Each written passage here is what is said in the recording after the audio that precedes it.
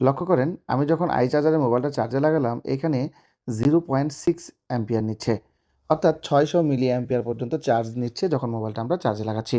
আমরা এই মোবাইলের ব্যাটারিটা একবার চেক করে দেখব ব্যাটারিতে কত চার্জ আছে। লক্ষ্য করেন ব্যাটারিতে 3.57 অর্থাৎ 3.60 ভোল্টেজ আছে। এই চার্জে আমরা যদি মোবাইলটাকে চালু করার চেষ্টা করি সেক্ষেত্রে অন অফ কিতে চাপ দিলে অন্ততপক্ষে রিডমি লেখা আসার কথা।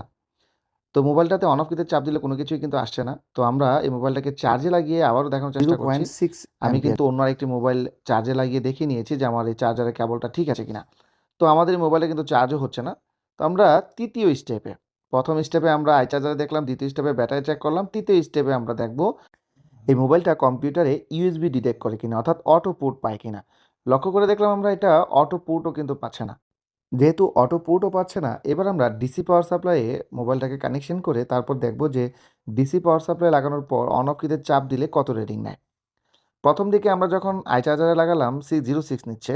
তো এই 06 অ্যাম্পিয়ারে আমরা যেটা অনুমান করতে পারি যে মোবাইলের সফটওয়্যার রিলেটেড প্রবলেম হতে পারে, ইএমসি রিলেটেড প্রবলেম হতে পারে। ম্যাক্সিমাম ক্ষেত্রে 06 চার্জ নিলে কিন্তু এটাই আমরা ধরে থাকি। দ্বিতীয় স্টেপে আমরা ব্যাটারি তো ওকে পেলাম। তৃতীয় স্টেপে যখন কম্পিউটার ইউএসবি পাই নাই, সেই জায়গায় হতে পারে মোবাইলের চার্জিং লাইনে ফল্ট হতে পারে, চার্জিং আইসিতে ফল্ট হতে পারে, মোবাইলের শর্টিং প্রবলেম হতে পারে, পাওয়ার আইসি থেকে ফল্ট হতে পারে ইত্যাদি, ইত্যাদি। তো যেহেতু ইউএসবি পাইনি, তো আমি এবার ডিসি পাওয়ার সাপ্লাই যদি চেক করি, তো দেখেন ডিসি পাওয়ার সাপ্লাই আমি প্রথমে মোবাইলের ব্যাটারি কানেক্টরটা চেক করে নিচ্ছি মাল্টিমিটারের মাধ্যমে। মাল্টিমিটারের মাধ্যমে ব্যাটারি কানেক্টর কিন্তু ঠিকঠাক দেখাচ্ছে। ব্যাটারি কানেক্টর ডায়োডগুলো ঠিক দেখাচ্ছে।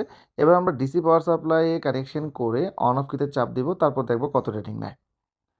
তো আমি ডিসি পাওয়ার সাপ্লাই নরমাল যে কেবলটা আছে সেটাই ব্যবহার করছি।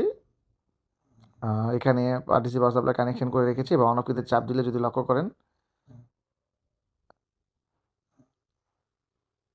ডিসি পাওয়ার সাপ্লাই যখন আমি কানেকশন করে অন অফ কিতে চাপ দিচ্ছি তখন কিন্তু লক্ষ্য করেছেন 100 মিলি অ্যাম্পিয়ার পর্যন্ত কিন্তু কিন্তু নিচ্ছে। অর্থাৎ 100-150 মিলি অ্যাম্পিয়ার নেওয়ার পর মোবাইলটা কিন্তু আবার জিরো হয়ে যাচ্ছে। অর্থাৎ অন অফ কিতে চাপ দিলে 150-200 পর্যন্ত মিলি অ্যাম্পিয়ার নিয়েছে এবং ছেড়ে দিলে এটা আবার ড্রপ হয়ে যাচ্ছে।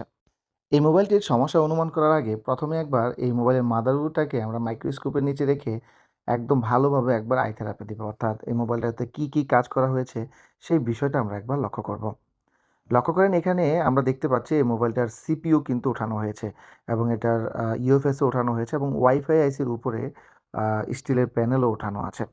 তো বিশেষ করে এটা সিপিইউ এবং ইএমসি রিবুলিং করা হয়েছে, যেতটুকু আমরা বুঝতে পারলাম। তো যেহেতু সিপিইউ রিবুলিং করা হয়েছে, এখন যিনি কাজ করেছে তিনি কেমন ধরনের কাজ করেন সেটা তো আমরা জানি না। তো হতে পারে যিনি সিপিইউ রিবুলিং করেছেন উনি পারফেক্টভাবে রিবুলিং নাও করতে পারে।